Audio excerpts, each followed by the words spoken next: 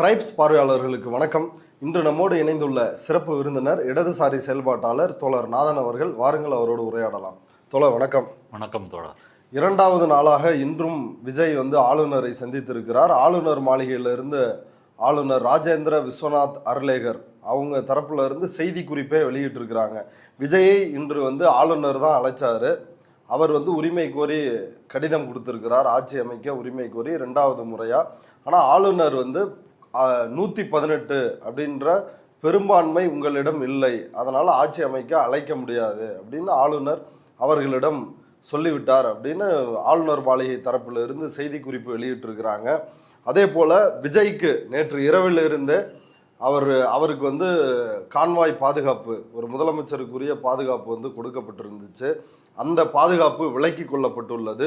இன்னும் கூடுதலாக பத்திரிகையாளர்கள் சொல்ற செய்தி என்ன அப்படின்னா, அவர் முதலமைச்சராக ஆகிறதுக்கு முன்னாடி எப்படி நீங்கள் பாதுகாப்பு கொடுக்கலாம் அப்படின்னு அதிகாரிகளிடம் ஆளுநர் கொதித்ததாக ஒரு தகவலும் வெளியாகிருக்குது. அதே போல் நேரு ஸ்டேடியம் இன்றைக்கு அல்லது நாளை விஜய் பதவியேற்பார் அப்படின்ற ஒரு செய்தி இருந்ததுனால அதற்கான ஏற்பாடுகள் தீவிரமாக நடந்துகிட்டு இருந்துச்சு. அந்த ஏற்பாடுகளும் தற்பொழுது நிறுத்தி வைக்கப்பட்டுள்ளது. விஜய் பதவி ஏற்பாரா, முதலமைச்சர் ஆவாரா, ஆளுநர் ஏன் இவ்வாறு செய்கிறார், இது சட்ட ரீதியாக சரியானதா, இது ஒரு மாநில உரிமைக்கு எதிரானது இல்லையா? ஆளுநர் தாவேகாவை விஜய் இன்னைக்கு அழைத்து பேசியிருக்கிறதுன்றது இதில் ரெண்டு பார்வை இருக்கு. ஒன்று, எந்த கட்சிக்கும் மெஜாரிட்டி கிடைக்கல, இருக்கிற கட்சிகளில் எது அதிகமான நம்பர்ஸ் வச்சுருக்கோ அந்த கட்சியை அழைக்கணும். அதனால் காங்கிரஸ் சேர்றதுக்கு முன்னாடியே விஜய் நாங்கள் தான் அதிக நம்பர்ஸ் வச்சுருக்கிற கட்சி அப்படின்னு சொல்லி ஆளுநர்கிட்ட கூப்பிட்டுருந்தா ஆளுநர் அவரை அழைத்து நீங்கள் பதவி ஏற்பதற்கான ஏற்பாடுகளை அவர் செஞ்சுருக்கணும். செஞ்சால் சட்டசபையில் ஃப்ளோரில் தனது பெரும்பான்மையை விஜய் நிரூபிக்கணும். இது ஒன்று. இது இப்படி ஒன்று சொல்கிறாங்க, இது சரியானது. இது பொம்மை தீர்ப்பிலிருந்து பல உச்சநீதிமன்ற தீர்ப்புகள் இதை சொல்லியிருக்கிறாங்க. இதை ஆளுநர் மறுக்க முடியாது. இப்போ காங்கிரஸ் 5 எம்எல்ஏக்கள் ஆதரிக்கிறோன்னு சொன்ன பிறகு இந்த 108 113 ஆயிடுச்சு. விஜய் அந்த பட்டியல் கொடுக்கும்போதே இந்த 113 எம்எல்ஏக்களுடைய ஆதரவு இருக்குது எனக்கு அப்படின்னு சொல்லி கொடுக்குறாரு. அப்போ டெக்னிக்கலாக என்ன பிரச்சனை வருதுன்னா, பெரும்பான்மைக்கு 118 தேவை, நீங்கள் கொடுத்துருக்கிறது 113, மிச்சம் 5 எங்கே, அது இருந்தால் தான் அமைக்க முடியும் இப்படின்னு ஆளுநர் திருப்பி விட்டதாக ஒரு தகவல் பத்திரிகையாளர்கள் எழுதுறாங்க. ஒன்றிய அரசினுடைய கூடுதல் வழக்கறிஞர் அவர்கிட்ட இது சம்பந்தமா விளக்கம் கேட்டிருக்கிறாங்க. சுந்தரேசன். ஆமா, சுந்தரேசன். அவர் கொடுத்த விளக்கம் தான் இது. 108 எம்எல்ஏக்கள் உள்ள தனிப்பெரும் கட்சியாக தாவேகா ஆட்சி அமைக்க உரிமை கோரவில்லை. காங்கிரஸ் எம்எல்ஏக்கள் ஆதரவு என கூறி 113 எம்எல்ஏக்கள் ஆதரவுடன் ஆட்சி அமைக்க உரிமை கோரியுள்ளது தாவேகா. அதான் பிரச்சனை அப்படின்றது சொல்றாங்க. அப்படி இருந்தாலும் இது நியாயமா? இது ஆளுநர் வழக்கமா எல்லா மாநிலங்களிலும் அமித்ஷாவும் பாஜகவும் என்ன செய்கிறதோ அதை தானே செய்கிறாங்க. இப்போ கபில் சிபல் போன்றவர்கள்லாம் அவர்களுக்கு உரிமை உள்ளது, அவர் மூத்த வழக்கறிஞர், அவரை தான் ஆட்சி அமைக்க அழைக்கணும் அப்படின்றாங்க. பலரும் இப்போ கமலஹாசன், திருமாவளவன், 2 கம்யூனிஸ்ட் கட்சிகள் எல்லாருமே ஒரே குரலில் அவர் ஆட்சி அமைக்க அழைக்கணும். விஜயே அமைதியாக இருந்தாலும் அவரை நாங்கள் ஆட்சி அமைக்க அழைக்கணும் ஆளுநர், நாங்கள் அவருக்காக பேசுவோன்னு மு. வீரபாண்டியன் இந்திய கம்யூனிஸ்ட் கட்சியினுடைய செயலாளர் சொல்லிருக்கிறாரு. அதுதானே சரி. விஜய் இதை பற்றி பேசலை, ஆளுநரை விமர்சிக்கலை, தாவேகா கட்சி தலைவர்களும் சொல்லலை. சிடிஆர் நிர்மல்குமார் என்ன சொல்றாருன்னா, ஆளுநர் தரப்பிலிருந்து எங்களுக்கு எந்த நெருக்கடியும் வரவில்லை எப்போ அப்படின்னு அவரே சொல்லியிருக்காரு. எந்த நெருக்கடியும் இல்லை, எந்த நெருக்கடியும் இல்லை. 100% இன்னைக்கு 1.5 கோடி மக்களுக்கு மேலே 1,75,00,000 மக்களுக்கு மேலே வாக்களிச்சிருக்கிறாங்க. ஒட்டுமொத்த தமிழக மக்களும் எங்களுடைய தலைவர் முதல்வரான வாக்களிச்சிருக்காங்க. இப்படி ஒரு தேர்தல் இதுவரை நீங்கள் பார்க்காத ஒரு தேர்தல் 1 வருஷம் சொல்லிட்டு இருக்கோம். நீங்கள் யாரும் பார்க்காத ஒரு தேர்தலாக கண்டிப்பாக இது இருந்திருக்கும். அதனால தான் நம்புறீங்க. மக்கள் திருவிழா போல வாக்களிச்சாங்க, மாற்றத்தை விரும்பி வாக்களிச்சாங்க. மக்கள் என்ன நினைச்சு வாக்களிச்சாங்களோ அது 100% நாங்கள். அப்போ மற்றவர்கள் எல்லாம் விஜய்க்காக பேசும்பொழுது விஜய் கட்சிக்காரங்களையோ இந்த பாயிண்டை எடுத்து மக்கள் அரங்கில் பேசாததுக்கு என்ன காரணம்? இப்போ கான்வாய் பாதுகாப்பு நாங்கள் தான் மக்களுக்கு இடையூறு இருக்கக்கூடாதுன்னு வேணான்னு சொல்லிட்டோம். அப்படின்னு நிர்மல்குமார் சொல்றாரு. ஆளுநரை சந்திக்க வரும்போது எந்த போலீஸ் எஸ்கார்டுமே இல்லாமல் வந்தாங்க, திரும்ப போகும்போது இல்லை அது வேண்டான்னு ஒரே குழப்பம். இல்லை கண்டிப்பாக அது எப்போவுமே அந்த இதனால் தேவையில்லாத பொதுமக்களுக்கு இடையூறுகள் வேண்டான்னு சொன்னால் தான் எங்கள் தலைவர் தான் வேண்டான்னு சொல்லி நேற்று அந்த போலீஸும் அந்த எஸ்கார்டும் இதுவும் வேண்டான்னு எங்களுடைய தலைவர் எடுத்த முடிவு தான், தலைவர் தான் வேண்டாம்.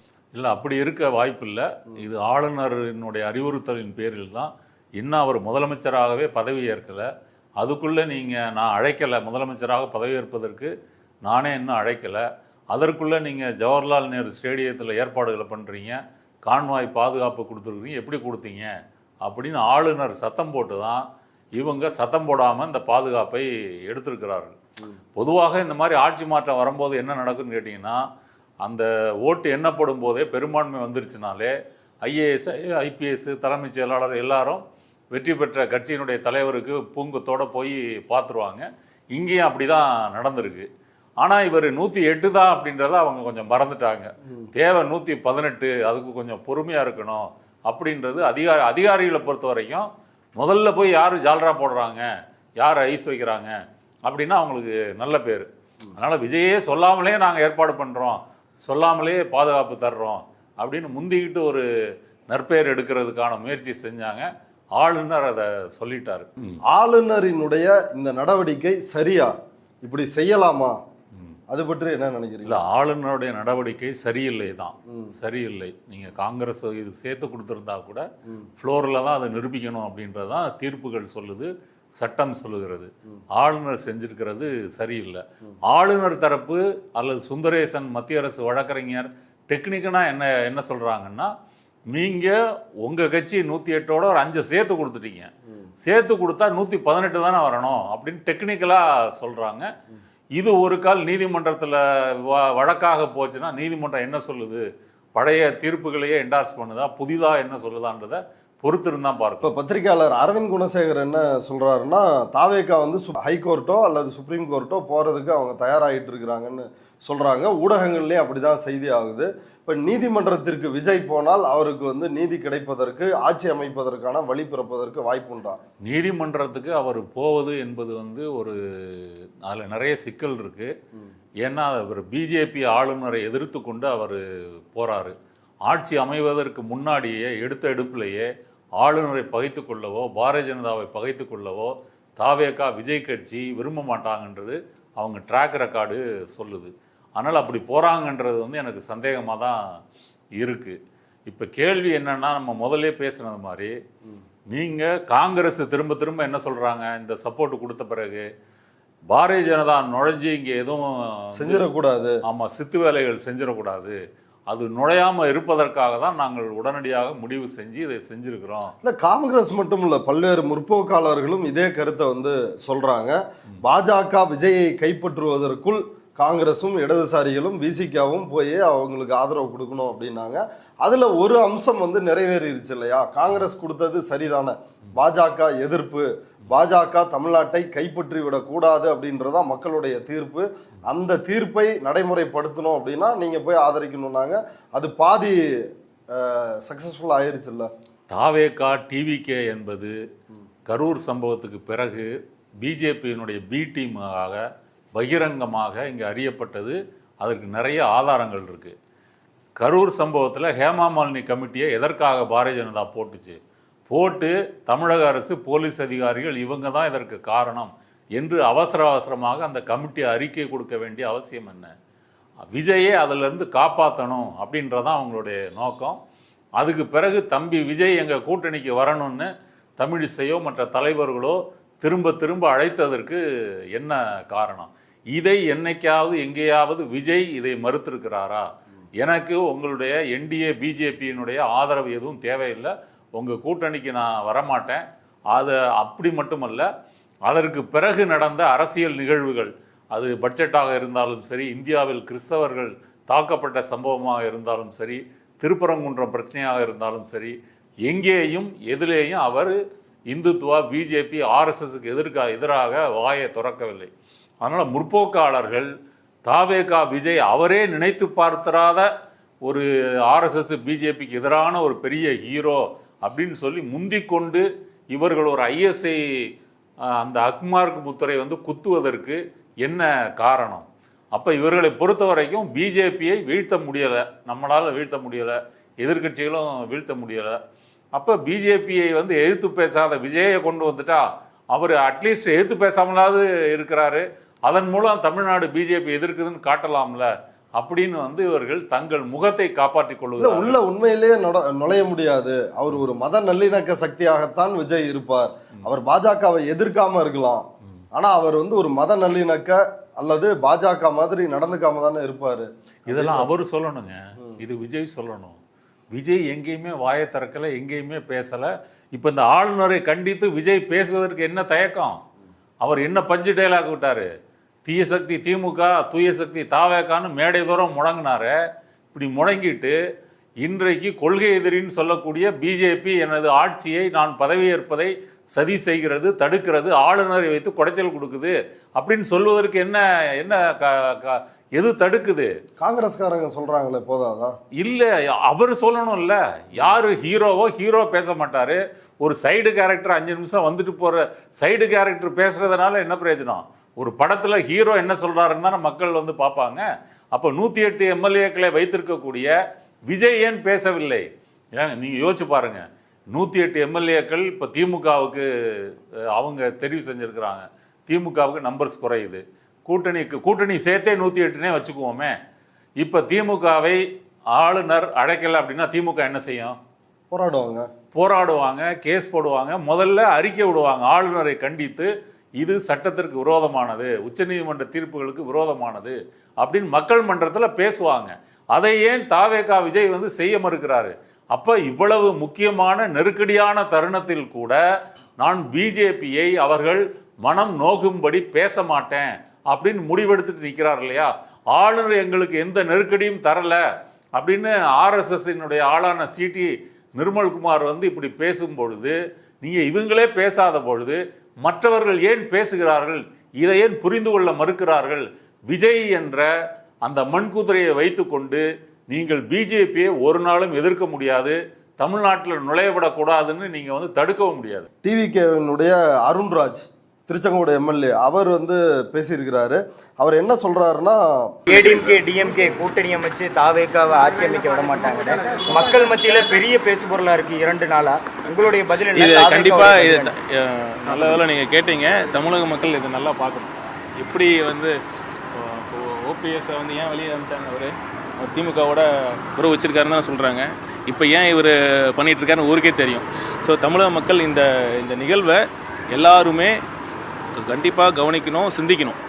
இவங்களுக்காக மீதி மற்ற தொகுதியில் ஜெயிச்சாங்கல்ல, இவங்களுக்கு தான் நம்ம ஓட்டு போட்டோமான்னு சிந்திக்கணும். எந்த அளவிற்கு மக்களோட தீர்ப்பை முற்றிலும் நீர்த்து செய்கிற அளவுக்கு இந்த 2 கட்சிகளும் பிளான் பண்ணியிருக்காங்க. அது சில பேர் வந்து தடுத்துருக்கலாம். பட் ஆனால் அவங்க முயற்சி பண்ணது உண்மைதான். முயற்சி பண்ணியிருக்காங்க. அது முற்றிலும் மக்கள் தீர்ப்புக்கு எதிரான செயல். கண்டிப்பாக மக்கள் தமிழக மக்கள் பார்த்துட்டு தான் இருக்காங்க. அதற்கு தக்க பதிலடி. திமுகவில் இருந்து சில சட்டமன்ற உறுப்பினர்கள் ஆதரவு கொடுப்பாங்கன்ற பேச்செல்லாம் ஓடுது. எந்த அளவுக்கு பார்க்கலாம் நாங்கள் கேட்கலாம். மக்கள் தீர்ப்பை நீர்த்து போக செய்யும் முயற்சியில் திமுகவும் அதிமுகவும் ஈடுபட்டு வருகிறார்கள் அப்படின்னு ஒரு குற்றச்சாட்டை வச்சிருக்கிறாரு. பாஜகவுக்கு எதிராக காங்கிரஸ் உள்ளிட்ட மற்ற கட்சிகள்லாம் குரல் கொடுக்குறாங்களே, தாவேகா ஏன் அமைதியாக இருக்கிறது அப்படின்னு கேட்கும் பொழுது நேரம் வரும்போது பேசுவோம் அப்படின்னு சொல்லிருக்கிறாரு. காங்கிரஸ் உள்ளிட்ட பல கட்சிகள் பிஜேபியை கண்டிச்சிருக்கிறாங்க, அவங்க தான் ப்ளே பண்றாங்கன்னு சொல்றாங்க. ஆனா நீங்க அதை பத்தி எதுவும் ஒன்றும் பெருசாக சொல்லலையே. இல்லை, சொல்லுவோம், உரிய நேரத்தில் சொல்லுவோம். என்ன தேவையோ அது கண்டிப்பாக சொல்லுவோம். நாங்கள் எங்கள் வேலையில் எங்கள் கவனம் செலுத்திட்டு இருக்கோம். பார்ப்போம், ஆதரவு கோரிட்டு. ஒரு ஆலூர் ஷாநவாஸ் ஹுசேன் கூட சொல்லியிருக்காரு, சற்று முன்னாடி ஒரு ட்வீட் போட்டிருக்காரு. இந்த விஷயத்தை எல்லாருமே சொல்றாங்க, வந்து கண்டிக்க வேண்டிய தாவேகா எதுவும் குரல் கொடுக்காம இருக்குன்னு சொல்லியிருக்காரு. உரிய நேரத்தில் அதை பற்றி நாங்கள் சொல்லுவோம். ஒரு இல்லை, இதை விட வேற இது இல்லாமல் வேற நேற்று இருக்கும். இல்லை, ஒரு நாளில் இப்போ பொறுத்திருந்து பாருங்க. கண்டிப்பாக நாங்கள் தேர்தலில் எப்படி இதே குற்றச்சாட்டு தானே நீங்கள் சொன்னீங்க. தேர்தலில் என்ன தலைவர் பிரச்சாரம் எப்படி அமைஞ்சது உங்களுக்கு தெரியும். நீங்கள் எக்ஸ்போஸ் பண்ணணும். இந்த ஏன் இவ்வளோ நடக்குது, அமைதியாக இருக்கிறீங்களேன்றது தான் எல்லாருடைய கொஸ்டின். இல்லை, அது எங்கள் கட்சியோட மீன் எங்கள் இன்ட்ரெஸ்ட் இருக்குது. கண்டிப்பாக உங்களோட எங்களுக்கு தான் அதிக உணர்வு இருக்குது, இன்ட்ரெஸ்ட் இருக்குது. கண்டிப்பாக அதை பற்றி உரிய நேரத்தில் முடிவெடும். இவருடைய இந்த 2 கருத்துக்கள் பற்றி என்ன நினைக்கிறீங்க? நேரம் வரும்போது பேசுவோம். திமுக அதிமுக மக்கள் தீர்ப்பை நீர்த்து போக செய்ய முயற்சிக்கிறார்கள் அப்படின்றது. எப்படியும் நீர்த்து போக செய்யறாங்க. இப்ப ஆளுநரை ஏற்கிறது திமுகவா அதிமுகவா? அவங்க தான் ஆளுநர் ஏற்கிறாங்களா? நீ அதிமுக என்டிஏ கூட்டணின்னு சொன்னா கூட அதில் ஒரு நியாயம் இருக்கு. திமுகவுக்கே குடைச்சல் கொடுத்தது ஆளுநர் தானே. திமுக 5 ஆண்டுகள் ஆட்சி நடத்தின போது ஆளுநர் என்னெல்லாம் செஞ்சாரு? சட்டசபைக்கு வந்து உரையை வாசிக்கும் போது அந்த வார்த்தைகள் எல்லாம் நீக்கி விட்டுட்டு இவரா ஒரு பேசுறாரு. உடனே அதை ஸ்டாலின் அங்கேயே எடுத்து கண்டிக்கிறாரு. கண்டிச்சோன்னா ஆளுநர் வெளிநடப்பு செய்கிறாரு. இப்போ நாளைக்கு சீனை மாற்றி யோசிச்சு பாருங்க. விஜய் முதலமைச்சர், ஆளுநர் பேசுறாரு, விஜய் அந்த உரையை வந்து மாத்திட்டு பேசுறாரு, உடனே விஜய் எதிர்த்து கண்டிப்பாரா? விஜய் சொல்லாரு, உம்முன்னு இருப்போம், கம்முன்னு இருப்போம், ஜம்முன்னு இருப்போம். கம்முன்னு இருந்து உரையை வாசிச்சு முடிஞ்ச உடனே தேசிய கீதம் பாடிட்டு ரொம்ப நல்லது சார், நன்றி சார், அப்படிதான் அனுப்புவாரு. அப்போ ஸ்டாலின் வந்து இன்ஸ்டண்டா செயல்பட்டாரா இல்லையா? அப்படி இருக்கும்போது பிஜேபியை வந்து இவர் எதிர்க்க முடியல, பிஜேபியை கண்டிக்க முடியல, அந்த பயத்தின் காரணமாக என்னன்னு புரியல. இன்னும் நேரம் வரும்போது பேசுவோம் அப்படின்னா என்ன நேரம் வரும்? இதுக்கு மேல எங்க நேரம் வரணும்? இது தேர்தல் முடிஞ்சு போச்சு, மக்கள் தீர்ப்பு வந்துருச்சு, ஆட்சி அமைக்க விட முடியாது. அதாங்க இப்ப பாஜக தடை அப்படின்னு சொல்றதுக்கு வாய் வரல. அது திமுக சதி செய்கிறது அந்த வாய் வருதுன்னா 2 விஷயம் நடக்கும். ஒண்ணு, அவங்களுடைய தாவேக ஆதரவாளர்கள் அணில் குஞ்சுகள்கிட்ட இது இந்த சமூக வலைத்தளங்கள் மூலமாக இது காட்டுத்தீயா பரவி அந்த வெறுப்பு என்பது திமுகவுக்கு எதிராக வரும். ஏன்னா ஏற்கனவே இவர் அப்படி பேசி வச்சிருக்காரு. விஜயம் பிரச்சாரங்கள்ல கள்ள கூட்டணின்னு பேசி வச்சிருக்காரு. பாஜகவோட அண்டர் கிரவுண்ட் டீலிங்.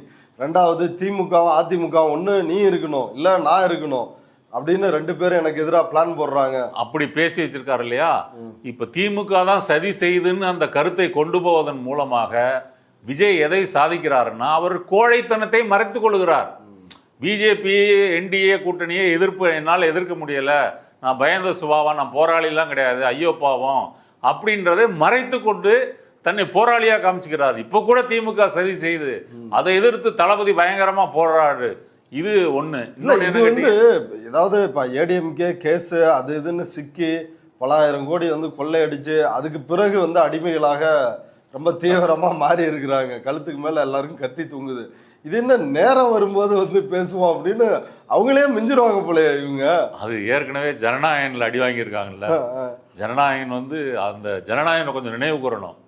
அந்த சிங்கிள் ஜட்ஜ் வந்து ஜனநாயகத்தை சென்சார் போர்டு வந்து சர்டிஃபிகேட் கொடுத்து வெளியிடணும்னு சொன்ன உடனேயே மத்திய அரசு வழக்கறிஞர் உடனடியாக தலைமை நீதிபதிகிட்ட போய் இதை சொல்லி எங்களுக்கு பேசவே நேரம் கொடுக்கல, அவங்க பிரேயரும் அது இல்லைன்னு சொல்லி அதை தடை போட்டாரா இல்லையா? இப்போ ரவீந்திரன் துரைசாமி எனக்கு தெரிஞ்சு பல சேனல்ல சொல்லியிருக்காரு, நான் தான் மோடி டீம்கிட்ட இதை கொண்டு போனேன், சசிகலாவை அடித்த மாதிரி நீங்கள் விஜய் அடிக்கணும், ஜனநாயகம் முடக்கணும்னு நான் சொன்னேன், அது நடந்திருக்குது, அடிச்சார் பாருங்க அப்படின்னு வந்து சொல்றாரு. அப்போ ஜனநாயகனில் கிடைச்ச அடி இருக்கு இல்லையா?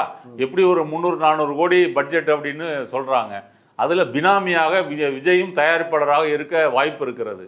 அப்போ 400 கோடி அந்த வர்த்தகத்தை இழந்து விட்ட பயம் விஜய்க்கு இருக்குமா இருக்காதா? நீங்க மற்றதெல்லாம் விட்டுருங்க, கொள்கை அதெல்லாம் விட்டுருங்க, பொருளாதாரம் என்பது அதை விட பெரிய விஷயம் இல்லை. அதுல அடி வாங்கினதுனால தான் தளபதி இன்னைக்கு பம்மி போய் இருக்கிறாரு. அருண்ராஜ் மற்றவர்கள் எல்லாரும் அவங்க பேசி வச்சு ரெடியா இருக்கிறாங்க. மீடியாவுக்கு போனீங்கன்னா பிஜேபி தான் இதுக்கு காரணம், ஆளுநர் தான் காரணம்னு கேட்பாங்க. ஆனா தயவு செஞ்சு பதில் சொல்லிடாதீங்க அப்படின்னு சொல்லி வச்சிருக்காங்க. நேரம் வரும்போது சொல்லுவோம்னா எந்த நேரத்தை சொல்றாரு? நல்ல நேரமா, ராகு காலம் பார்த்து யமகண்டம் பார்த்து சொல்வாரா? இது எவ்வளவு கேவலமா இருக்கு. உன்னுடைய தொண்டர்கள் துடிச்சிட்டு இருக்காங்க. இப்பவே ஜவஹர்லால் நேரு ஸ்டேடியத்துல போய் அழுகிற வீடியோக்கள் எல்லாம் சமூக வலைத்தளங்கள்ல போடுறாங்க, இன்னும் தளபதி முதலமைச்சர் ஆகலேன்னு. அப்ப ஏன் முதலமைச்சர் ஆகலைன்ற உண்மையை உலகத்துக்கு சொல்றதுக்கு இப்போ வரைக்கும் உனக்கு துப்பு இல்லை, திராணி இல்லை, வக்கு இல்லை அப்படின்னு சொன்னா நீ எல்லாம் ஒரு அரசியல் தலைவரா? எதுக்கு நீ ஜெயிச்ச? எதுக்கு கட்சி ஆரம்பிச்ச? இதுக்கு பேசாம நீ கேரவான்ல இருந்து சினிமா ஷூட்டிங் நடிச்சுட்டே போயிருக்கலாமே. நீ அரசியலுக்கு வந்திருக்க வேண்டிய அவசியமே இல்லையே. ஓகே, இப்போ இதுல வந்து திமுகவினுடைய மற்ற கூட்டணி கட்சிகள், விடுதலை சிறுத்தைகள், 2 கம்யூனிஸ்ட் கட்சிகள் சிபிஐ சிபிஎம், அவங்க வந்து அவர்களுக்கும் விஜய் வந்து கடிதம் கொடுத்துருக்கிறாரு. அதே போல திருமாவளவன் அவர்கள்ட்ட ஃபோன்லேயே விஜய் வந்து பேசியிருக்கிறாரு. இப்போ நேற்று திருமாவளவன் வந்து இன்றைக்கு வந்து உயர்நிலை குழு கூடும், கட்சியோட குழு கூடி முடிவெடுக்கும் விஜயோட கூட்டணியா இல்லையா அப்படின்னு சொல்லியிருந்தாரு. இப்போ இன்றைக்கு அவர் முதல்வரை சந்தித்து விட்டு வந்த பிறகு கூட்டுற அன்னைக்கு தான் வந்து முடிவு என்னன்னு சொல்லப்படும், அது நாளைக்கா இன்னைக்கா அப்படின்னு டேட் எதுவும் கிடையாது அப்படின்னு பொத்தாம் பொதுவாக வந்து ஒரு முடிவை வந்து சொல்லிருக்கிறாரு மீடியாக்கள்கிட்ட. அதை அழுத்தம் திருத்தமாக சொல்லிருக்கிறாரு. நாளைக்கு கூட்டம் கூடணுன்னே நாளைக்குன்னு நினச்சிக்காதீங்க, என்னைக்கு கூடுதோ அன்றைக்கு முடிவு சொல்லப்படும் அப்படின்னு இருக்கிறாரு. இப்போ நாளை சிபிஐ வந்து தங்களுடைய கட்சியினுடைய மாநில செயற்குழு நிர்வாக குழு கூட்டத்தை கூட்டி முடிவெடுப்போம் அப்படின்னு சொல்லியிருக்கிறாங்க. என்ன நடக்கும்? இப்போ இவர்களுடைய நிலைப்பாட்டை நீங்கள் எப்படி பார்க்குறீங்க? ஒரு கற்பனையான சூழல். பாஜக இங்கே வந்து 108 சீட்டு ஜெயிச்சிருச்சு, எங்களுக்கு பெரும்பான்மைக்கு ஆதரவு வேணும் அப்படின்னு சொல்லி பிசிகாவுக்கோ சிபிஐ சிபிஎம்முக்கு ஒரு லெட்டர் கொடுக்குறாங்க. கொடுத்தா அந்த தலைவர்கள் என்ன பதில் சொல்லுவாங்க? நாங்கள் எங்கள் பொதுக்குழுவில் பேசிவிட்டு முடிவை சொல்லுகிறோன்னு சொல்லுவாங்களா, இல்லை பிஜேபியோட நாங்கள் சேர மாட்டோம் அப்படின்னு உடனடியாக சொல்லுவாங்களா? உடனடியாக ரிஃப்யூஸ் பண்ணிடுவாங்க. அப்போது இங்கே உடனடியாக ரிஃப்யூஸ் பண்ணாமல் நாங்கள் பேசிட்டு சொல்கிறோன்னு சொல்வதற்கு காரணம் என்ன? இந்த தேர்தல் என்பது விஜய் சொன்னது போல டிவிகேவுக்கும் டிஎம்கேவுக்குமான போட்டி. திமுக ஒரு தீய சக்தி, ஊழல் சக்தி, குடும்ப ஆட்சி இப்படின்னு தான் அவர் பிரச்சாரம் பண்ணியிருக்காரு. அண்டர் கிரவுண்ட் பிஜேபி டீலிங், பிஜேபியோட மறைமுக டீலிங், இதையும் தொடர்ந்து பிரச்சாரம் பண்ணியிருக்கிறார். அப்படிப்பட்ட கூட்டணியில் இருந்து கொண்டு நீங்கள் நாங்கள் விஜய் கேட்டிருக்கிறாரு அதனால் பரிசீலித்து சொல்கிறோம் அப்படின்னு சொல்கிறதே ஒரு அவமானகரமான ஒரு விஷயம். முஸ்லீம் லீக் மட்டும்தான் நேர்மையாக நீதியாக கரெக்டாக சொல்லியிருக்காங்க. அவங்க நாங்கள் பேசி சொல்கிறோம்லாம் சொல்லலை. அவங்கள்ட்ட 2 எம்எல்ஏக்கள் இருக்கிறாங்க. அருண்ராஜ் போய் ஆதரவு கேட்டிருக்கிறாரு, தெளிவாக சொல்லியிருக்காங்க. நாங்கள் மதசார்பற்ற முற்போக்கு கூட்டணியில் இருக்கிறோம், தொடர்ந்து அங்கே தான் இருப்போம், உங்களுக்கு ஆதரவெல்லாம் தரக்கூடிய நிலைமையில நாங்கள் இல்லை. ஆமாம், நேற்றும் திமுகவுடன் இன்றும் திமுகவுடன் அப்படின்னு தெளிவாக சொல்லிட்டாங்க. இது ஒரு ஹானஸ்டான ஸ்டேட்மெண்ட். இப்படி சொல்வதற்கு திருமாவளவனையோ சிபிஐ சிபிஎம் தலைவர்களையோ எது தடுக்கிறது? அப்போ அவங்களுக்குள்ள அப்படி ஒரு ஊசலாட்டம் வந்துருச்சா, ஒரு குழப்பம் வந்துருச்சா? விஜயை பற்றி அவர்கள் என்ன புரிந்து வைத்திருக்கிறார்கள்னு எனக்கு தெரியல. 2-3 நாட்களுக்கு முன்னாடி கன்னிமாரா மியூசியத்தில் இருக்கிற கார்ல் மார்க்ஸ் சிலைக்கு அவருடைய பிறந்த நாள் அன்று விசிக கம்யூனிஸ்ட் தலைவர்கள் மாலை போட்டு மரியாதை செய்துவிட்டு வந்தார்கள். இப்படி வந்தவங்க நாளைக்கு விஜய் கூட கூட்டணி சேர்ந்துட்டு அவரோட மந்திரி சபையெல்லாம் பங்கேற்ற பிறகு என்ன நடக்கும்? விஜய் பிறந்த நாளத்தை தான் நீங்கள் கொண்டாட முடியுமே தவிர, தளபதி விஜய்ன்னு தான் நீங்கள் பேச முடியுமே தவிர, கார்ல் மார்க்ஸ்லாம் நீங்கள் பேச முடியாது. முக்கியமாக உங்களுடைய தொண்டர்களை எல்லாம் ரசிகர்களாக மாற்றி விஜயினுடைய கையில் கொடுப்பீங்க. அப்போ விஜயினுடைய கூட்டம் வந்து அழுவும், விஜய் விஜய் விஜய்னு கத்தும், விசிலடிக்கும். அதில் கொண்டு போய் உங்களுடைய கேடர்ஸ் எல்லாம் பணையம் வைக்க போகிறீர்களா? உங்களுடைய அடையாளமே அழிஞ்சு போயிடும். இப்ப ஏற்கனவே திருமாவளவன் இதை சொல்லிருக்கிறாரு. சீமானும் விஜயும் RSS பெற்றெடுத்த பிள்ளைகள்னு சொல்லிருக்கிறாரு. இவர் சங் பரிவாரை விஜய் எதிர்ப்பதே இல்லை, திமுகவை எதிர்க்கிறது மட்டும்தான் இவரோட நோக்கம். அதனால இவர் பாஜகவினுடைய சங் பரிவாரின் பி டீம் அப்படின்னு திருச்சி கிழக்கிலேயே வந்து சொல்லியிருக்காரு. அப்ப சொன்னதெல்லாம் இப்ப ஏன் மறந்து போயிருச்சா? இப்போ இன்னும் தேர்தல் முடிஞ்சு இன்னும் இப்போ ஏப்ரல் 23 இப்போ இன்னைக்கு மே மாசத்துல இருக்கிறோம். அதுக்குள்ள இதெல்லாம் மறந்து போச்சா? அதுக்குள்ள விஜய் மாறிட்டாரா? அதுக்குள்ள விஜய் பிஜேபி எதிர்க்கக்கூடிய போராளியா மாறிட்டாரா? இல்ல, இந்த ஆளுநர் விவகாரம் வரைக்கும் அவர் வந்து பிஜேபிக்கு பயந்து போய் தானே இருக்கிறாரு. அப்படி இருக்கும்போது இந்த தடுமாற்றம், குழப்பம் எதற்காக திருமாவளவனிடம் வர வேண்டும்? இல்லை, நம்ம ஒரு காலத்திலேயே நம்ம வந்து அமைச்சரே ஆக முடியாது, மந்திரியா ஆக முடியாது, இதில் நம்ம கொடுத்துட்டு ஆகலாம் அப்படின்ற மாதிரி நினைக்கிறாரா? அப்போ உங்களுக்கு கொள்கை முக்கியம் இல்லையா? இவ்வளவு நாள் நீங்க இந்துத்துவாவை எதிர்த்துட்டு வந்தீங்க, திமுகவோட இருக்கிறது கொள்கை சார்ந்த கூட்டணின்னு சொல்லிட்டு வந்தீங்க, அதுக்கு எதுவும் அர்த்தம் இல்லையா? இல்லை, கம்யூனிஸ்ட் தலைவர்கள் வெஸ்ட் பெங்காலில் முடிஞ்சு போச்சு, கேரளாலையும் தோத்துட்டாங்க, அப்போ தமிழ்நாட்டில் ஒரு அமைச்சராக நம்ம சேர்ந்துட்டு நம்முடைய இருப்பை காட்டலாம், அதுதான் உங்களுக்கு வந்து முன்னாடி தோன்றுகிறதா? இல்லை, இதன் மூலமாக பிஜேபி எதிர்க்க முடியாது, விஜய் மூலமாக எதிர்க்க முடியாது அப்படின்றது உங்களுக்கு தோணலையா? இல்லை, இப்போ விஜயை ஆதரிக்கவில்லை, விஜய் இப்போ ஆட்சி அமைக்கவில்லை அப்படின்னா என்ன நடக்கும்? ஒன்று குடியரசுத் தலைவர் ஆட்சி, கவர்னர், அப்படியே அந்த ஆட்சி வந்து ஒரு 6 மாத காலம் வந்து நடக்கலாம். தேர்தல் 6 மாதத்திலே வருதா? ஏன்னா இவங்க சட்ட நடைமுறையிலே ஒழுங்காக பின்பற்றுறதில்லை. அப்படி நடக்கலாம். இல்லை மீண்டும் வந்து ஒரு தேர்தல் வரலாம். அல்லது விஜயனுடைய எம்எல்ஏக்களை உடைக்கின்ற வேலையை பாஜக செய்து அதிமுகவோடு கூட்டணி அமைத்து ஒரு என்டிஏ ஆட்சியை கொண்டு வரலாம். இதுதானே நடக்க போகுது. குறைந்தபட்சம் விஜயை ஆதரித்தால் இது நடக்காம இருக்கும் இல்லையா? இது அவர்களுடைய பார்வையா இருக்கு. இல்லை, இதுல இன்னொரு விஷயம் இருக்கு. மு.க. ஸ்டாலின் வந்து டைம்ஸ் ஆஃப் இந்தியா கொடுத்த பேட்டியில் என்ன சொல்லியிருக்காரு? நாங்கள் விஜய் ஆட்சி அமைப்பதை நாங்கள் எதிர்க்க மாட்டோம் 6 மாதம் விமர்சிக்க மாட்டோம் அப்படின்னு சொல்லியிருக்காரு. இதனுடைய அர்த்தம் என்ன? ஃப்ளோரில் அப்படி நம்பிக்கையில்லா தீர்மானம் வந்துச்சுன்னா நாங்கள் வந்து வெளிநடப்பு செஞ்சிருவோம், அதில் பங்கேற்க மாட்டோம். அப்போவே ஃப்ளோர் நம்பர்ஸை வச்சு நீங்கள் ஜெயிச்சிட முடியுமே. ஆமாம், இதை தராசு ஷியாம் போன்ற மூத்த பத்திரிகையாளர்கள் அப்போ இருந்தே சொல்லிட்டு இருக்காங்க. நீங்கள் 108 வாங்குறதெல்லாம் பிரச்சனை இல்லை, இப்போதைக்கு உடனடியாக தேர்தல் வருவதை திமுகவோ அதிமுகவோ விரும்பாது. ஏன் விரும்பாதுன்னா, விஜய்க்கு இப்படி ஒரு 108 தொகுதியில் ஆதரவு வந்திருக்கும் போது நீங்கள் விஜயை எதிர்த்து ஓட்டு போட்டீங்கன்னா என்ன நடக்கும்? நீங்கள் சொல்வது போல மீண்டும் தேர்தல் நடக்கும். மீண்டும் தேர்தல் வந்தால் இவங்க தான் என்னுடைய ஆட்சியை வந்து கழுவுவதற்கு காரணம், தீய சக்தி திமுகவும் ஊழல் சக்தி அதிமுகவும் சதி செய்து என்னை தோற்கடித்து விட்டார்கள், நீங்கள் ஒரு நீதி கொடுங்கள் மக்களே, 200 சீட்டு கொடுங்கன்னு விஜய் கேட்பாரா மாட்டாரா? கண்டிப்பாக. அதனால இதுதான் நடக்கும். நீங்கள் சொன்ன மற்ற எதுவும் நடப்பதற்கு வாய்ப்பில்லை. இங்கே வாக்கெடுப்புன்னு வந்துட்டாலே திமுக அதிமுக அதை புறக்கணிக்கும். அதிமுகவை நம்ம தனியாக பேசுவோம், அதிமுகக்குள்ள ஒரு குழப்பம் இருக்கு, திமுகவில் எந்த குழப்பமும் இல்லை. ஸ்டாலின் தலைவர் கூடுதலா வந்து ஸ்டாலின் என்ன சொல்றாருன்னா, திமுக ஆட்சியில் கொண்டு வந்த திட்டங்கள் எல்லாமே தொடரணும், அதை நான் விரும்புறேன் அப்படின்னு சொல்லிருக்கிறாரு. விரும்புறேன், 2500 ரூபா கொடுக்க முடியலைனாலும் அந்த 1000 ரூபாயாவது நீங்க கொடுங்க, இப்படி அவர் வந்து பாசிட்டிவா தான் சொல்லியிருக்காரே தவிர நெகட்டிவா எதுவும் சொல்லலை. 6 மாதங்கள்னு அவர் அப்சர்வ் பண்ணுவோம், அதற்கு பிறகுதான் நாங்கள் பேச ஆரம்பிப்போம் அப்படின்னு நேர்மையாக நாகரிகமாக அவர் சொல்லியிருக்காரு. அதனால இப்படி இருக்கும்போது இவர்கள் ஏன் அவசரப்பட வேண்டும்? 67ல காமராஜர் இதை சொன்னாரு.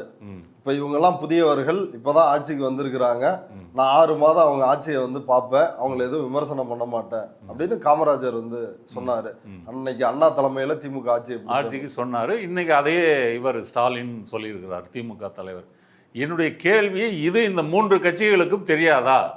கம்யூனிஸ்ட் தலைவர்களுக்கோ அல்லது தலைவர் திருமாவளவனுக்கோ ஸ்டாலின் இப்படி வெளிப்படையாக சொன்ன பிறகு விஜய் ஆட்சிக்கு எந்த ஆபத்தும் இல்லை. இவங்க என்னமோ நினைக்கிறாங்க, அங்கே வந்து பிஜேபி இராணுவம் படையெல்லாம் திரட்டிட்டு வந்து தமிழ்நாட்டை கைப்பற்ற வர மாதிரியும், விஜய் ஏற்று சண்டை போடுற மாதிரியும், நம்ம சப்போர்ட்டு கொடுத்தாதான் இங்கே இந்துத்துவா வராத மாதிரியும், எதற்காக இவர்கள் இப்படி அவசரப்படுகிறார்கள்? அப்போ இவர்களுடைய இந்த குழப்பம் இதெல்லாம் வந்து எதை காட்டுகிறது? ஒரு அதிகாரத்தில் பங்கு அப்படின்றதை நோக்கி போகிறாங்களா? கொள்கை முக்கியமா அதிகாரம் முக்கியமா? காங்கிரஸ் முடிவு பண்ணிருச்சுங்க, எங்களுக்கு கொள்கை எல்லாம் வந்து எங்களுக்கு முக்கியம் கிடையாது, 67ல இருந்து இப்போ வரைக்கும் எங்கள்கிட்ட அதிகாரம் இல்லை. அடுத்தது உள்ளாட்சி தேர்தல் வருது, அதில் நிறைய சீட்டு வேணும், 29 பாராளுமன்ற தேர்தலையும் விஜயோட கூட்டணி இருந்தால் எங்களுக்கு ஆதாயம், இப்படின்னு சொல்லி அவங்க தெளிவாக அதை சொல்லிட்டாங்க. அப்படி இருக்கும்போது மதசார்பற்ற முற்போக்கு கூட்டணியில் இவ்வளவு நாளாக இத்தனை ஆண்டுகளாக பயணம் செய்த கம்யூனிஸ்ட் தலைவர்களும் விசிக தலைவர்களும் ஏன் இப்படி குழப்பமடைகிறார்கள்? அப்படி ஒரு கால் அவர்கள் விஜய்க்கு ஆதரவாக போயிட்டாங்கன்னு சொன்னால் இவர்களுடைய கட்சி தொண்டர்கள் அந்த கேடர்ஸ் பார்ட்டின்னு சொல்லக்கூடிய அந்த பெருமையை இவர்கள் இழப்பது உறுதி. அதனால் அவர்கள் திமுகவோட தொடர்ந்து பயணிப்பது தான். ஏன் திமுகவோட பயணிக்கிறதுன்றது தமிழ்நாடோட சம்மந்தப்பட்ட விஷயம் மட்டும் இல்லை. இந்தியா கூட்டணி எப்படி உருவாச்சு? அதை நிதிஷ்குமார் தான் பீகாரில் எல்லாம் ஆர்கனைஸ் பண்ணி உருவானாலும் கூட பின் நாட்களில் அந்த இந்தியா கூட்டணி உறுதியாக இருக்கக்கூடிய ஒரே மாநிலம் தமிழ்நாடு. 29 பாராளுமன்ற தேர்தல் வரும்போது கூட பிஜேபிக்கு மாற்றாக மீண்டும் அந்த இந்தியா கூட்டணி வந்து மீண்டும் எழும்பி வந்து சண்டை போடணும் அப்படின்னு சொன்னால் திமுகவினுடைய இருப்பு ரொம்ப முக்கியம் இல்லையா? நீங்கள் ஆர்எஸ் பாரதி சொல்லிட்டாரு, காங்கிரஸ் வெளில போன உடனே இந்தியா கூட்டணி எல்லாம் கிடையாது, தலைக்கு மேல வெள்ளம் போயிருச்சு, இனிமேட்டு என்ன இந்தியா கூட்டணி, காங்கிரஸ் இல்லாத இந்தியா கூட்டணி அப்படி ஒன்று வரலாம் இல்லையா? இப்போ காங்கிரஸ் மேலே எல்லாருக்கும் அதிருப்தி இருக்குது. ஆம் ஆத்மிக்கு இருக்குது, அகிலேஷ் யாதவுக்கு இருக்குது, தேஜஸ்வி யாதவுக்கு இருக்குது, திரிணாமுல் மம்தா பானர்ஜிக்கு இருக்குது, கம்யூனிஸ்டுகளுக்கு இருக்குது, எல்லாருக்குமே இருக்கு இல்லையா? அப்படி இருக்கும்போது திமுகவுக்கு இப்போ வந்துருச்சு. அப்போ இவங்களெல்லாம் ஒன்றா சேர்ந்து அதை கட்டியமைக்கலாம் இல்லையா? அப்போ காங்கிரஸ் பிஜேபி எடுத்து போட்டிட்டு எங்கே ஜெயிக்க போகுது? குஜராத்தில் ஜெயிக்க முடியுமா? சூரத்தில் என்ன நடந்துச்சு? எல்லா வேட்பாளர்களும் வாபஸ் வாங்கிட்டு அவர் யுனானிமஸாக அவர் அந்த வேட்பாளர் தெரிவு செய்யப்படலையா? அதே போல் மத்திய பிரதேசத்தில் ஒரு தொகுதியில் நடந்துச்சா? அப்போ ராஜஸ்தான், மத்திய பிரதேசம், சத்தீஸ்கர், குஜராத்து, மகாராஷ்டிரா இங்கெல்லாம் வந்து காங்கிரஸ் வந்து வெற்றி பெறுவதற்கு எந்த அடிப்படையும் இல்லை. அவங்களுடைய கட்டமைப்பையே அழித்து சொல்ல போனால் இந்த மாநிலங்களில் இருக்கக்கூடிய முக்கியமான காங்கிரஸ் தலைவர்கள் எல்லாரும் இன்னைக்கு பிஜேபியில் இருக்கிறாங்க. அந்த அசோசியேஷன் ஃபார் டெமோக்ராட்டிக் ரிஃபார்ம்ஸ் அந்த அமைப்பினுடைய புள்ளிவரப்படி பிஜேபிக்கு கட்சி மாதிரி வராங்க இல்லையா? அதில் கணிசமான சதவீதம் வந்து காங்கிரஸை சேர்ந்தவர்கள். அந்த பழைய வீடியோவில் நம்ம விரிவாக பேசியிருக்கிறோம். அவ்வளவு பேர் போய் சேர்ந்துருக்காங்க. அப்போ இந்தி பெல்ட்டில் பாரதிய ஜனதாவை எதிர்த்து சண்டை போடாத காங்கிரஸை வைத்து கொண்டு என்ன பயன்? அப்போ உத்தரப்பிரதேசத்தில் அகிலேஷ் யாதவ் சண்டை போடுவார், இங்கே தேஜஸ்வி யாதவ் வந்து சண்டை போடுவார். இதை தவிர்த்துட்டிங்கன்னா மற்ற மாநிலங்கள்ல எல்லாம் வந்து எதிர்க்கட்சிகள் தான் ஆண்டுகிட்டு இருக்காங்க. அப்படி இருக்கும்போது காங்கிரஸ்னால என்ன பயன்? அப்போ இந்தியா கூட்டணியை பலவீனமடைய செய்கின்ற வேலையை காங்கிரஸ் திட்டமிட்டு செய்கிறது. இப்போ இந்தியா கூட்டணிக்கு வந்து விஜய் வேணுமா, ஸ்டாலின் திமுக வேணுமா? அப்போ யோசிச்சு பாருங்க, மற்ற எதிர்க்கட்சி தலைவர்கள் யாரை விரும்புவார்கள்? ஸ்டாலினை தானே விரும்புவாங்க. அவர் தானே இந்த கூட்டணி உருவானதுலேருந்து தொடர்ந்து பயணிக்கிறாரு. அவருடைய கட்சி தானே இது தீவிரமாக டீலிமிட்டேஷனுக்கு மற்ற முதல்வர்கள் எல்லாம் கூட்டு மாநாடு போட்டது யாரு? இல்லையா? இல்லை, இந்த டீலிமிட்டேஷன் பில் வந்த போது அதை எதிர்கட்சிகள்கிட்ட பிரச்சாரம் பண்ணி அதை தோற்கடிப்பதற்கு ஒரு முனைப்பு காட்டினது யாரு? தமிழ்நாட்டிலேருந்து இந்த நகலை எரித்து போராட்டம் நடக்குது அப்படின்ற செய்தி போய் தானே அது மற்ற எதிர்கட்சிகள்லாம் சேர்ந்து அதை வந்து முறியடிக்கிறாங்க. அப்படி இருக்கும்போது இந்திய அளவில் நீங்கள் பிஜேபி ஆர்எஸ்எஸ் இந்துத்துவாவை எதிர்க்கிறதுக்கு முக்கியம் அப்படின்னு சொன்னால் விசிகாவோ கம்யூனிஸ்டுகளோ எந்த கூட்டணியில் இருக்கணும்? திமுக கூட இருக்கணுமா, மண்குதிரையான விஜய் கூட இருக்கணுமா? இது அவங்களுக்கு தெரியாதா? இந்த அடிப்படை விஷயம் கூட அவங்களுக்கு தெரியாதா? எப்படி அவங்கெல்லாம் யோசிக்க முடியுது? எனக்கே அதிர்ச்சியா இருக்கு. கடந்த தேர்தலில் மிக முக்கியமாக ஒரு முழக்கத்தை மு.க. ஸ்டாலின் வந்து முன் வச்சார். திமுக தலைவர் என்ன சொன்னார்னா, Tamil Nadu versus Delhi, NDA versus Tamil Nadu, பாஜக வெர்சஸ் தமிழ்நாடு, மோடி வெர்சஸ் தமிழ்நாடு அப்படின்னு முன் வச்சார். அப்படி முன்வைக்கும் பொழுது அதை மிக கடுமையாக எதிர்த்தவர் வந்து விஜய். இது மாநில தேர்தல், இது என்ன டெல்லியில் பார்லிமெண்ட்டுக்கு பிஎம் போஸ்ட்டுக்கு வந்து நம்ம முதலமைச்சர் ஸ்டாலின் சார் வந்து போட்டியிடணும்னு நினைக்கிறாரா? எனக்கு ஒன்றுமே லாஜிக்கே புரியல, இது மாநில தேர்தல் தானே அப்படின்னு ஒரு கேள்வி எழுப்பியவரும் விஜய் தான்.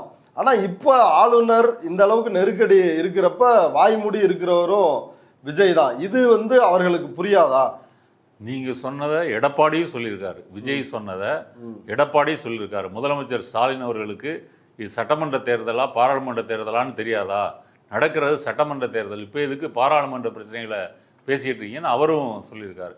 அப்போ நீங்கள் சொன்னது போல் இந்த பிரச்சனை என்பது டெல்லி விஜய்க்கு எதிராக விஜய் வந்து சுலபமாக பதவி ஏற்றக்கூடாது, எப்படியும் விஜய் வந்து பதவி ஏற்பாருங்க, சில நாட்கள் தள்ளி போகலாமே தவிர இந்த ட்ராமாலாம் வந்து அப்படியே போயிட்டே இருக்கும் அப்படின்னு அவசியம் கிடையாது. இப்போ ட்ராமாவில் கேள்வி என்னென்னா, யார் ஆதரவின் மூலம் விஜய் முதலமைச்சர் ஆக முடியும்?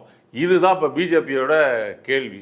நீ காங்கிரஸ் இல்லாத பாரதம், காங்கிரஸ் முக் பாரத் அப்படின்னு அவங்களுடைய முழக்கம் வச்சிருக்கும் போது அவங்ககிட்ட எதுக்கு நீ வந்து ஆதரவை கேட்ட? இதுதான் பிஜேபியோட கோபம். அப்படி இருக்கும்போது இந்த டெல்லி வேர்சஸ் தமிழ்நாடு அப்படின்னு ஸ்டாலின் சொன்னதாக இருக்கட்டும், அது இன்றைக்கு உண்மையிலே அரங்கேறி கொண்டிருக்கிறது.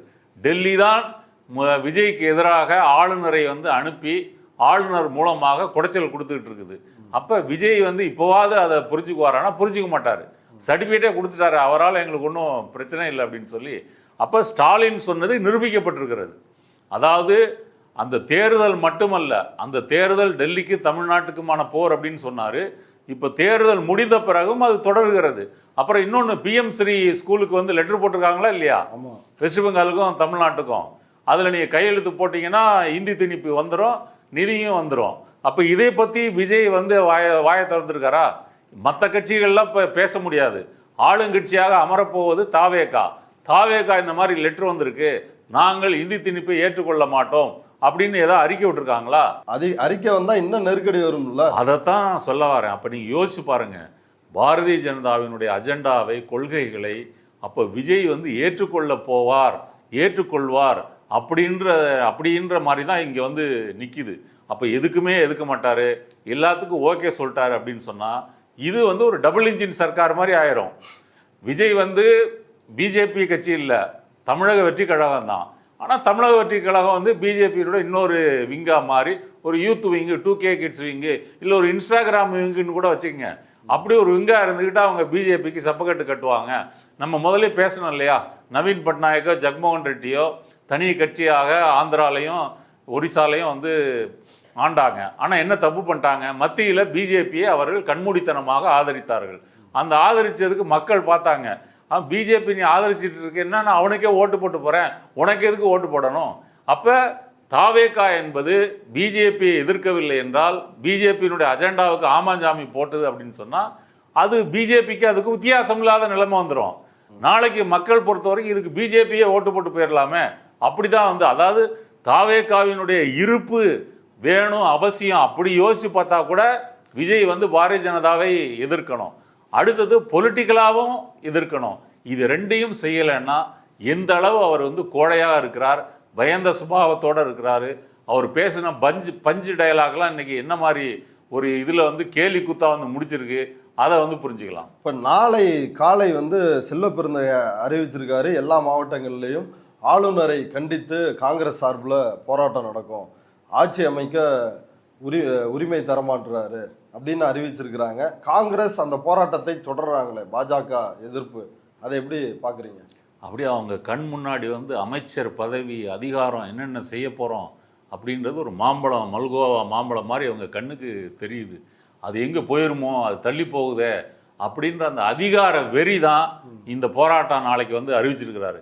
நீங்கள் தமிழ்நாட்டில் திமுகவோட இந்த 10 ஆண்டுகள் கூட்டணி இருந்திருக்கீங்களே, இந்த 10 வருஷம் என்ன மாநாடு போட்டீங்க, என்ன ஆர்ப்பாட்டம் நடத்துனீங்க, பிஜேபிக்கு எதிராக என்னத்தை கிழிச்சிங்க? ஒன்றும் கிழிக்கல. ராகுல் காந்தி பதவி பறிக்கப்பட்டப்ப 4 பேர் கொண்ட ரயில் மறியல் நடந்துச்சு, கேஎஸ் அழகிரி பண்ணாரு. ஆமாம், அதுலேயும் கூட 4 பேர் தான் உங்களால் அழைத்து வர முடிஞ்சுது. நான் என்ன சொல்ல வரேன்னு சொன்னால், காங்கிரஸ் வந்து இவங்க திமுக தரப்புலேருந்து சொல்வது போல மதசார்பற்ற முற்போக்கு கூட்டணியில் இருந்துக்கிட்டே அது ஜெயிச்ச பிறகு ஸ்டாலினையோ சந்திக்காமல் நேரடியாக விஜயை சந்தித்து சால்வையெல்லாம் போட்டுட்டு போகிறதுன்றது ஒரு நம்பிக்கை துரோகம் மட்டும் இல்லை, அதாவது திமுகவுக்கு செய்யக்கூடிய துரோகம் மட்டுமல்ல, தமிழக மக்களுக்கே செஞ்சிருக்கிற ஒரு துரோகம். எதை சொல்லி நீங்கள் பிரச்சாரம் பண்ணீங்க, எதை சொல்லி நீங்கள் கூட்டணி வச்சீங்க, எதை சொல்லி இந்தியா கூட்டணியில் வந்து போன 2024 பாராளுமன்ற தேர்தலில் வந்து பிரச்சாரம் பண்ணீங்க, ராகுல் காந்தியை பிரதமர் என்று, பிரதமர் வேட்பாளர் என்று மற்ற இந்தியா கூட்டணி தலைவர்கள் எல்லாம் பேசாத பொழுது இங்கே ஸ்டாலினும் திமுகவும் அப்படி வந்து பேசினார்களே, அந்த நன்றி கூட உங்களுக்கு கிடையாதா? அப்போ இதையெல்லாம் பார்க்கும்போது காங்கிரஸ் வந்து அந்த பெரியண்ணன் தோரணை, அந்த பண்ணையார் தோரணை என்பது, அந்த பண்ணையார் தோரணையை வச்சு தான் அண்ணாதுரை 60களில் காங்கிரஸை வந்து தோக்கடிச்சாரு. ஆனால் இன்னைக்கும் காங்கிரஸ் அந்த தோரணை இருக்கு அப்படின்றத தான் இது காட்டுகிறது. அப்போ ராகுல் இந்த பிரச்சாரத்தில் வந்து சொன்னாரு, ஸ்டாலினை மட்டும்தான் யாராலையும் கண்ட்ரோல் பண்ண முடியாது, பிஜேபியால மோடியால கண்ட்ரோல் பண்ண முடியாத லீடரு அப்படின்னு வந்து சொன்னாரு. அப்படி சொன்னார் இல்லையா? அப்ப ஸ்டாலினை பண்ண முடியாது, விஜயை பண்ண முடியும்னு தெரியுது இல்லையா? அப்ப விஜய்க்கு எதுக்கு நீங்க போறீங்க? ஏங்க, விஜய் ஆட்சி அமைக்கிறாரு அமைக்கல, அது அவரு பிரச்சனைங்க, அவர் பார்த்துக்கிட்டோம். நான் முதல்ல சொன்னேனே, இப்போ உடனடியாக தேர்தல் வருவதை திமுகவோ அதிமுக விரும்ப மாட்டாங்கன்றதுனால விஜய்க்கு எந்த பிரச்சனையும் வரப்போறதில்ல. அப்ப இவர்கள் பிஜேபியை எதிர்த்து தமிழ்நாட்டை காப்பது போல ஒரு பயங்கரமான போராளிகளாக வேடம் போட்டுக்கொண்டு இந்த துரோகத்தை செய்திருக்கிறார்கள். கன்னியாகுமரியில் சிறுபான்மை வாக்குகள் பிளவுபடாமல் திமுக கூட்டணிக்கு விழுந்ததுக்கு என்ன காரணம்? இந்த கூட்டணி தான் காரணம். மேலூரில் பொது தொகுதியில் ஒரு தலித்தை நிறுத்தி காங்கிரஸ் ஜெயிப்பதற்கு வேலை பார்த்தது யார்? திமுக தானே வேலை பார்த்துருக்குது. அப்போ கன்னியாகுமரியாக இருந்தாலும் சரி, மேலூராக இருந்தாலும் சரி, காங்கிரஸுக்கு கட்டமைப்போ தொண்டர் பலமோ இல்லாத பொழுது அதுங்க மாங்குன்னு மூச்சு கொடுத்து வேலை செய்தது வந்து திமுக. இன்னைக்கு வந்து மாணிக்கம் தாகூரோ ஜோதிமணியோ மற்ற எம்பிக்கள்லாம் இருக்கட்டும், இந்த எம்பிக்களுக்கெல்லாம் 2024 தேர்தலில் வேலை பார்த்தது யாரு? செந்தில் பாலாஜி வேலை பார்க்கலன்னா ஜோதிமணி வந்து ஜெயிச்சிருப்பாங்களா? இப்போ அறிக்கை விடுறாங்க, நாங்கள் நீங்கிட்டோம், தடித்த வார்த்தைகளால் பேசாதீங்க, கொஞ்சம் நாகரிகமாக பேசுங்க. அப்போ நீங்களாம் ரிசைன் பண்ணிட்டு போக வேண்டியதானே? இப்போ இன்னைக்கு வந்து கிறிஸ்டோபர் திலக் கடைசியாக ராஜ்யசபா எம்பியாக திமுக உறுப்பினர்களால் ஆக்கப்பட்டவர். அந்த கிறிஸ்டோபர் திலக் வந்து, அதாவது இந்த கூட்டணி அமைவதற்கே அவரை எம்பி ஆக்கணும் அப்படின்றதும் ஒரு சீட்டு, ராஜ்யசபாக்கு சீட்டு கேட்டது எல்லாருக்கும் தெரிஞ்ச விஷயம். அவர்கிட்ட கேள்வி எழுப்புறாங்க, இப்போ நீங்கள் மதச்சார்பின்மை இந்த விஷயங்கள்லாம் முன் வச்சு விஜயோட சேர்றீங்க, விஜய் அப்படி சொல்லிருக்கிறாரா அப்படின்னு கேட்டால் அவர்கிட்ட எந்த பதிலும் இல்லை. விஜய் தான் அதை வந்து உரத்த குரலில் சொல்ல வேண்டும், நாங்கள் விஜயை நம்பல அப்படின்னும் அவர் வந்து சொல்றாரு. இந்த மத நல்லிணக்கம், மதச்சார்பின்மை, இந்த விஷயங்களுக்காக நீங்க போய் அங்க சேர்ந்திருக்கதா சொல்றீங்க. இந்த விஷயத்த தாவேகா தலைவர் சொன்ன மாதிரி தெரியலையே. அதாவது போன கவர்மெண்ட் வந்து ஆன்டி பிஜேபி, திமுகவோட கூட்டணியில் இருக்கிறப்ப அதான் எங்களுடைய மெயின் நோக்கம். இப்போ தாவேகாவோட கூட்டணி சேர்ந்திருக்கிறதுக்கும் அதே காரணம் தான். இப்போ காங்கிரஸ் சேர்ந்தனால பிஜேபி அங்கே வந்து பெரிய அளவுக்கு ஊடுருவி விளையாட முடியாத ஒரு இக்கட்டான சூழ்நிலை பிஜேபிக்கு ஏற்பட்டிருக்கு. இதை வந்து திரு விஜய் அவர்கள் உரத்த குரலில் பேசணுன்றத நீங்கள் தான் அவர்கிட்ட கேட்கணும். ஆனால் பொதுவாகவே ஒரு சில விஷயங்களை அவர் ரொம்ப பெரிய அளவில் இன்னும் பேச ஆரம்பிக்கல. அப்படி இருக்கும்போது நீங்க எதை நம்பி அங்க போய் சேர்றீங்க? நம்பலையே. இன்னைக்கு கிட்டத்தட்ட 65% மக்கள் தமிழ்நாட்டில் வந்து பிஜேபி இல்லைன்னா பிஜேபியுடைய கூட்டணி கட்சிகள் வேணான்னு சொல்லி தான் வாக்களிச்சிருக்கிறாங்க. அப்போ ஒரு பொறுப்புள்ள கட்சியா காங்கிரஸ் கட்சி 5 எம்எல்ஏவா இருந்தாலும் இதுதான் நம்ம எடுக்க வேண்டிய டைரக்ஷன் இந்த நேரத்தில் அப்படின்னு சொல்லி ஒரு முடிவு எடுத்திருக்காங்க. தாவேகா மத சார்பின்மை அப்படின்ற ஒரு கொள்கையில் நாங்கள் முழு நம்பிக்கையோடு இருக்கிறோம், இந்துத்துவ சக்திகளோட சேர மாட்டோம்னு உரத்த குரலில் சொல்ல வேண்டியது அவங்களுடைய கடமை. இது வந்து புரிஞ்சிக்கவே முடியலையே. விஜய் தான் உரத்த குரலில் பேசணும், விஜயை நாங்கள் நம்பலை, தாவேகா மதச்சார்பின்மை மற்றும் இந்துத்துவாவோட ஃபோர்ஸஸோட சேர மாட்டோம் அப்படின்னு விஜய் தாங்க சொல்லணும் அப்படின்னு சொல்கிறாரு. இது புரியலையே. பாஜக வரவிடாமல் தடுப்பதற்காக நாங்கள் போகிறோம் அப்படின்றாங்க. இந்துத்துவாவோட சேர மாட்டான்னு விஜய் தான் சொல்லணும், ஆனால் நாங்கள் விஜயை நம்பலை அப்படின்றதே வந்து சொல்கிறாரு. ரொம்ப குழப்பமாக இருக்குது. இவர் ராகுல் காந்தியினுடைய நெருக்கமான ஒருத்தர். அதாவது இந்த தேர்தல் கூட்டணியில் அதிக சீட்டு வேணும், ராஜ்யசபா சீட்டு வேணும் அப்படின்னு குரல் கொடுத்து வாங்கி ராஜ்யசபா எம்பியும் ஆயிட்டு அந்த சூடு கூட முடியலை. அதுக்குள்ளே இப்படி விட்டுட்டு அணிமாறுவதற்கு இல்லையா, அதை குறித்து அவர் ஒன்றும் சொல்லலை. அதுக்கு கேள்வி கேட்டால் அதெல்லாம் வந்து தேர்தல் அதெல்லாம் நடக்கும், கூட்டணியெல்லாம் நடக்கும். இப்போ மாணிக்கம் தாகூர் சொல்கிறாரு 2026 தேர்தல் என்பது வந்து அந்த தேர்தலுக்கான கூட்டணி மட்டும்தான், அது முடிஞ்சு போச்சு. ஆமாம், ஆட்சி அதிகாரத்தில் இருந்தது திமுக மட்டும்தான், அவங்கள தான் தோக்கடிச்சிருக்கிறாங்க. ஆமாம், அதில் அதிகாரத்தில் நாங்கள் எதுவும் இல்லை, எங்களுக்கு அதுக்கு சம்பந்தம் இல்லை, முடிஞ்சு போச்சு. இப்போ வேற சாப்டர் தொடங்கிருச்சு அப்படின்னு வந்து சொல்கிறாரு. இப்போ கிறிஸ்டோபர் திலக் வந்து சொல்கிறது வந்து முதல்ல ஒன்று ஒத்துக்கணும், அவர் உண்மையை சொல்கிறாரு. மற்றவங்க மாதிரி விஜய் ஒரு போராளியாக அவர் காமிக்க முடியலை. இந்த கேள்விகளை பத்திரிகையாளர்கள் கேட்ட பொழுது ஹானஸ்டாக சொல்லிட்டாரு. ஆமாங்க, அவர் சொல்லலாத, அவர் தாங்க சொல்லணும், அவர் சொல்லலைனாலும் நாங்கள் சொல்கிறோம் அப்படின்னு அவர் சொல்கிறாரு. சரி, அவர் சொல்லணும் அப்படின்னு இவர் சொல்கிறத விஜய்கிட்ட இவங்களே போய் சொல்லியிருக்கலாமே. கிரீஸோடங்கிறோ அன்னைக்கு போன எம்எல்ஏக்களோ இவங்கெல்லாம் போய் ஐயா விஜய் அவர்களே, தளபதி விஜய் அவர்களே, நீங்கள் பாரதிய ஜனதாவை வந்து எதிர்க்கிறேன், ஆளுநர் இந்த மாதிரி வந்து பதவியேற்க விடாமல் தடை செய்கிறார் அப்படின்னு நீங்கள் கொஞ்சம் பேசுகிறேன்னு சொல்லியிருக்கலாம்ல. இல்லை, நீங்கள் விஜயோட நீங்கள் ஒரு ஹாட்லைனில் பேச முடியலையா? குறுக்க ஜானோ ராக்கிசாமி இவங்கெல்லாம் வந்து தடுக்கிறாங்களா? அப்போ இவர் கிறிஸ்டோபர் திலக் வந்து விஜயினுடைய சந்தர்ப்பவாதத்தை நியாயப்படுத்துகிறார், கோழைத்தனத்தை வக்காலத்து வாங்குகிறார். அதே போல அதிமுக புதுச்சேரியினுடைய அதிமுக மாநில செயலாளர் வந்து அன்பழகன் அவர் வந்து பேட்டி கொடுத்துருக்கிறாரு. புதுச்சேரி பூரணாங்குப்பம் அங்கே தான் அதிமுக எம்எல்ஏக்கள் ஒரு 30 பேரை சிவி சண்முகம் வந்து ரெசார்ட்டில் வந்து வச்சிருக்கிறாரு. அது வேறு ரெசார்ட் மாற்றிட்டு ஒரு த்ரில்லிங்காக அங்கே போயிட்டு இருக்குது.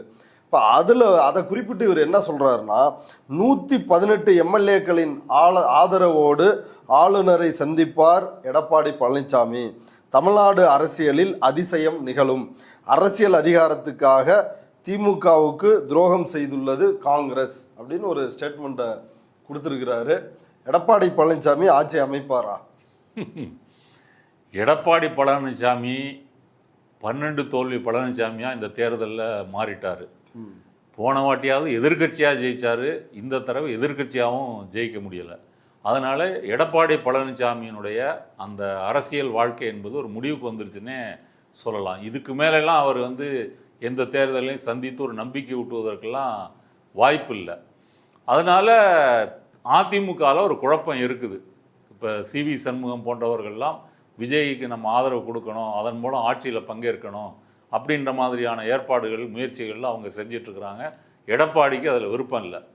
எடப்பாடியை பொறுத்த வரைக்கும் அப்படி போய் விஜய்க்கு கீழே நம்ம அமைச்சராக இருக்கிறதா அப்படின்னு அவர் பொதுச் செயலாளரில் என்ன இருந்தாலும் ஒரு காலத்தில் விஜய் பேச்சுவார்த்தைக்கு வந்தபோது உனக்கு 30 சீட்டு 300 கோடின்னு ரேட்டு பேசினவர் இன்னைக்கு விஜய் காலில் போய் விழ முடியுமா? சசிகலா காலில் விழுந்து நம்ம 4 வருஷம் ஆண்டுட்டோம். இப்போ விஜய் காலில் விழுந்து அது ஒரு அமைச்சராகத்தான் ஆக முடியும்னா அவர் யோசிப்பார்ல. ஆனால் மற்ற அதிமுகவினுடைய நிர்வாகிகள் எம்எல்ஏக்களுக்கு என்ன வரும்னு சொன்னால், நம்ம கட்சிக்கு இனிமேல் எதிர்காலம் இல்லை. கடைசியாக எதிர்கட்சியாக தான் இருந்தோம். இப்போவும் நம்ம வந்து ஆளுங்கட்சியாகவும் வரலை. இப்போ போகிற பார்த்தா விஜய் ஒரு ஸ்ட்ராங்கான கட்சியாக உருவாயிடுவார் போல இருக்குது. திமுகவும் ஸ்ட்ராங்காக இருக்குது, பிஜேபி மத்தியில் ஸ்ட்ராங்காக இருக்குது.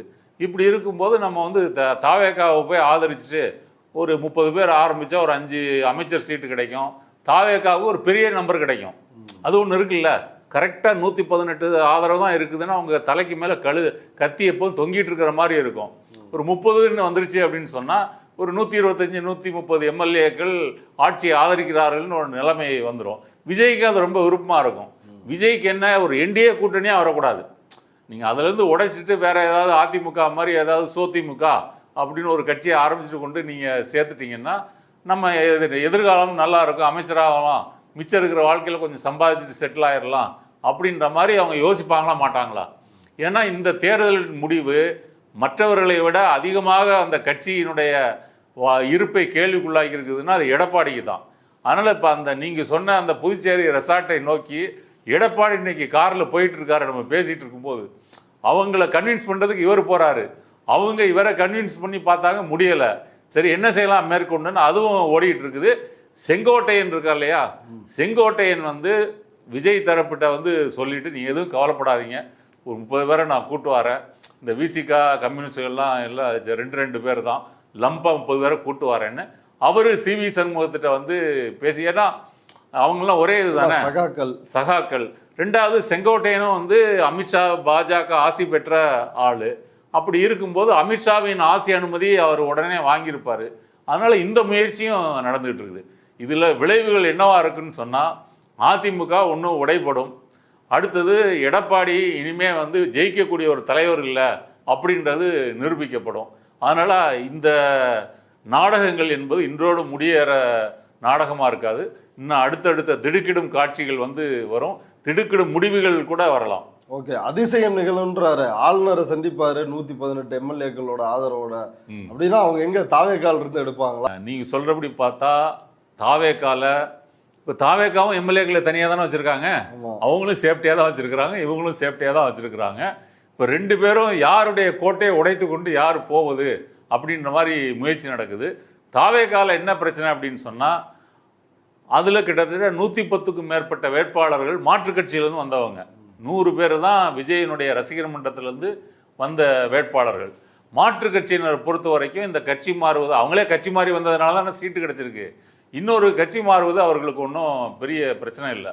ஆனால் விஜயினுடைய செல்வாக்கை வைத்து தான் நம்ம வந்து ஜெயிச்சிருக்கிறோம், அந்த செல்வாக்கு இன்னும் சில வருடங்கள் வந்து ஓடும் அப்படின்றதுக்காக அவர்கள் தாவேக்காவை உடைத்து கொண்டு வருவதற்கு வாய்ப்பில்லை. ஏன்னா அவங்க விஜய் செல்வாக்கை வச்சு நம்ம இன்னும் அரசியலில் நிறைய ஆதாயங்கள் அடையலாம் அப்படின்றது அவங்களுக்கு தெரிஞ்சிருக்கும். இந்த தேர்தல் முடிவிலிருந்து அதை உணர்ந்திருப்பார்கள். ஆனால் இவங்க இருக்காங்க இல்லையா அதிமுக பொறுத்த வரைக்கும் அப்படி ஒரு நம்பிக்கை இல்லை. ஏன்னா எடப்பாடி வந்து விஜய் இல்லை, அது தோல்வியும் அடைஞ்சிட்டாங்க. அதனால இந்த பக்கம்தான் உடைபடுவதற்கு சான்ஸ் இருக்கே தவிர அங்கேருந்து உடைஞ்சு வந்து எடப்பாடி அவங்களெல்லாம் கூட்டிட்டு போய் முதலமைச்சர் ஆகிறதுக்கு வாய்ப்பே இல்லை. ஓகே தோழர், பொறுத்திருந்து பார்க்கலாம். இவ்வளவு நேரம் நம்முடைய பார்வையாளர்களுக்காக நேரத்தையும் கருத்துக்களையும் பகிர்ந்துட்டதுக்கு நன்றி.